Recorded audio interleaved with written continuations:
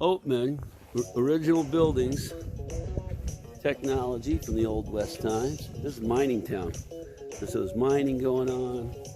Pretty cool. And then we're going to check Native Americans from hundreds of years, possibly thousands of years, petroglyphs. We'll see that this weekend. Cool about this town, guys. Burros walking the streets. Hey, buddy. How you doing? Good to see you. Have a good day. I love that.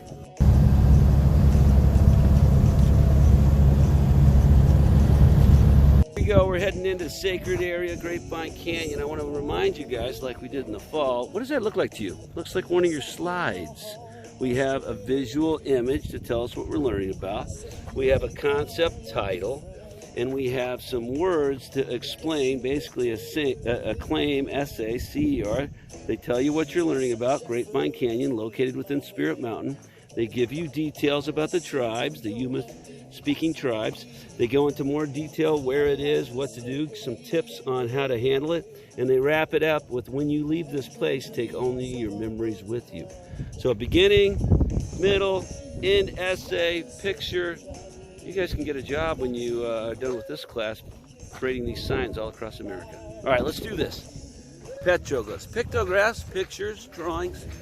Petroglyphs, what's Petra? Rock? Well, probably comes from Petra, rock. Petra, rock, probably. Petroglyphs. All right, here we go. Hey guys, here we go. Indiana Jones, baby. I don't have my Indiana Jones hat on, though.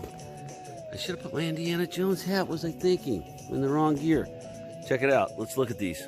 So I think I posted one in the fall. They're a lot different. Can you guys see that little snake? Oh, there's an animal. Looks like some animals there. What do you think the spirals are? So we kind of think these are 1,000 years ago, 1,500 years ago. That's kind of crazy looking creature. Look at his legs, hands. What's that going on up there? I see a lot of squares, like squares with windows and lines. I want to see another square. People on this one. This other scene that, if we can go find my old YouTube, shows a hunt, more like animals. I do see an animal up there, though. This is going to be great when we study this. Look at that cave up there. I wonder if they, surely people slept in that 1,500 years ago. And we don't really know. These could be 2,000, 3,000.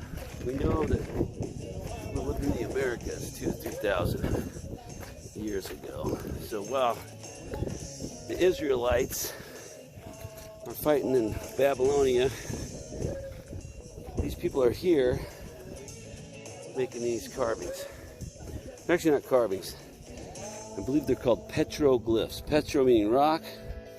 Glyph, kind of like graph, when you're putting something in. They tap away at this with their tool. Tap, tap, tap, tap, tap, tap, tap, tap, tap. More interesting shapes. More adventures.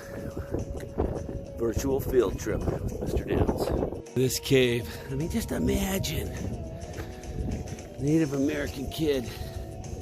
Maybe it's cold out and he's got to climb up. Maybe he's lost.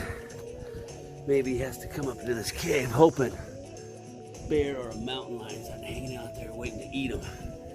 Almost for sure, some kid, somebody hung out in that cave thousands of years ago and looked out upon this, doing these drawings. Maybe they worked at night and then went up here and slept. Oh, this is cool. We're going to study this stuff. We're going to dive in deep. Use our investigative skills to figure out who drew these, what do they mean? Another cave. Can I make it? I hope I don't fall and lose my phone. Oh, there's no way. Who knows? They probably had a fire. Have we seen any signs of a fire? A little bit, maybe. I can just imagine it. I mean, it can get cold here. Cold night, Native Americans coming up in here, hanging out, setting up a little fire, sleeping. Ooh, this is fun. Look at